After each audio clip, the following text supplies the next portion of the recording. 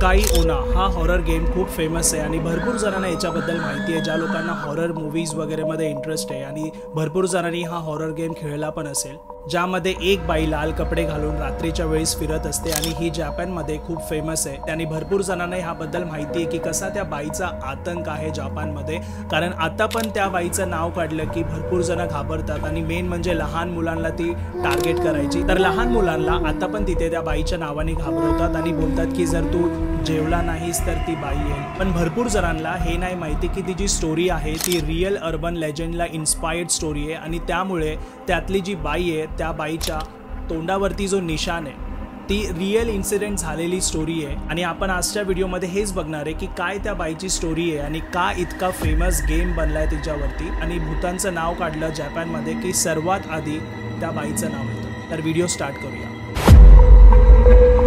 तर ह्या बाईचं नाव आहे कुचिसाकी ओना। जे हा गेम खेळतात त्या लोकांना ह्या बाईबद्दल ऑलरेडी माहिती आहे आणि ती बाई रात्रीच्या वेळी सुमसाम रस्त्यावरती फिरत असते आणि जसं मी म्हटलं ती लहान मुलांना टार्गेट करते। ती बाई दिसायला तर अशी दिसते आणि तिच्या तोंडावर जो हा वार आहे तो तिच्या नवऱ्यानेच केलाय आणि तिचा मारायचा अंदाज काही वेगळाच आहे। ती फिरत असताना तोंडाला मास्क लावून फिरत असते आणि रस्त्यामध्ये कोण पण जात असलं की अचानक त्यांच्या समोर येऊन ती त्यांना विचारते की मी कशी दिसते। समोरचा जर माणूस बोलला की तू चांगली दिसते तर काही प्रॉब्लेम नाही, पण जो माणूस तिच्याबद्दल काही नेगेटिव्ह बोलतो तर ती त्याला तिथेच मारून टाकते। तिच्यासोबत ती नेहमी एक कैची घेऊन फिरत असते, त्या कैचीनीच त्या समोरच्याला ती मारून टाकते। आणि जो माणूस तिला बोलतो की तू चांगली दिसते त्यानंतर कुचिसाकी ओना तिचा मास्क काढून जो सडलेला चेहरा आहे तो समोरच्याला दाखवते। त्यानंतर परत ती क्वेश्चन विचारते की मी आता कशी दिसते आणि जर तो माणूस तिचा चेहरा नंतर बघून घाबरला तर तो तिथेच मेला। पण तरी पण जर माणूस कुठला तिला बघून बोलला की नाही तू अजून पण चांगली दिसतेस तर तिच्या हातात जी कैची असते त्या कैचीनी ती त्या माणसाचा तोच हाल करते जो तिचा झालाय। त्या कैचीनी तिच्या तोंडावरती इतके वार करते की त्या माणसाचं इतकं ब्लिडिंग होतं की त्या ब्लिडिंग नंतर तो माणूस तिथेच मरून जातो। म्हणजे जरी तिला चांगलं बोललं नाहीतर कोणी वाईट बोललं, तो माणूस समोर आला की हे कन्फर्म आहे की ती त्याला मारूनच टाकणार। आणि ह्या घटनेनंतर जपानमध्ये भरपूर जण घाबरत होते। 7-8 वाजल्यानंतर कोणच घराबाहेर नाही निघायचं आणि मेन म्हणजे ती जसं मुलांना आणि लहान मुलांना शिकार करायची तर जे मुलं शाळेत जायची त्यांचे पॅरेंट्स जे होते ते लोक शाळेत मुलांना पाठवणंच बंद केलेलं। आणि ही गोष्ट जपानमध्ये भरपूर वर्ष चालू असते, पण एक दिवस तिथले लोक एक डोकं लावतात। जसं इंडियामध्ये स्त्री मूवीमध्ये सर्वजण आपल्या दरवाजावरती लिहितात की ओ स्त्री कल आना। हे बघितल्यानंतर जसं त्या स्त्रीला वाटतं की आज मला नाही यायचंय, तसंच काही वेडं बनवलं जातं तिथल्या त्या बाईला। जेव्हा पण ती समोर येते त्यानंतर जेव्हा ती विचारते मी कशी दिसते तर इथल्या लोकांना असं काही ट्रेन केलेलं की जेव्हा हा क्वेश्चन विचारला जाईल त्या बाईकडनं तर त्या बाईला कन्फ्यूज करून टाकायचं। त्या बाईला बोलायचं की तू ॲव्हरेज दिसते, नाहीतर मग तिला हा नाही मध्ये आन्सर द्यायचंच नाही आणि तिला कन्फ्यूज करून टाकायचं। कारण की असं बघण्यात आलेलं की जेव्हा त्या बाईला हा नाही मध्ये आन्सर नाही दिलं तर ती कन्फ्यूज होऊन जाते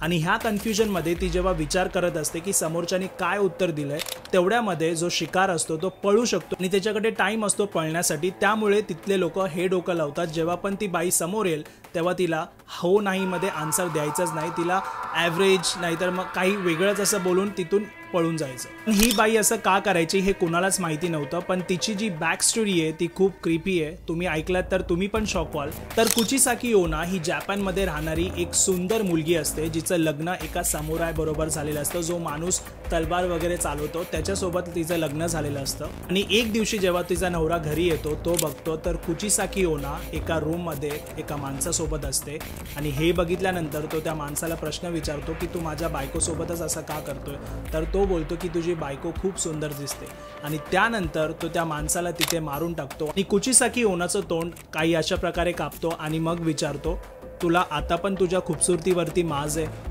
ह्या घटनेनंतर कुचिसाकी ओना तिचा बदला घ्यायला फिरत असते आणि ती तिच्या तोंडावरती मास्क लावून तिचा जो खरा चेहरा आहे जो इतका भयानक आहे तो लपवते आणि समोरच्याला शिकार बनवते। पण ही जी गोष्ट मी तुम्हाला आता बोललो ती 180 वर्षापूर्वीची आहे, पण त्या घटनेनंतर अशा काही गोष्टी झाल्या जपानमध्ये ज्यानंतर कुचिसाकी ओना परत आली असं अफवा पसरवली गेली आणि तिथे भरपूर रॉबरी आणि भरपूर लहान मुलांना किडनॅप पण केलं आणि अशी अफवा होती की कुचिसाकी ओना ही रिटर्न आले। ही गोष्ट जपानमध्ये खूप जास्त चाललेली, खूप लहान मुलं गायब होत होते आणि खूप साऱ्या चोऱ्या पण होत होत्या।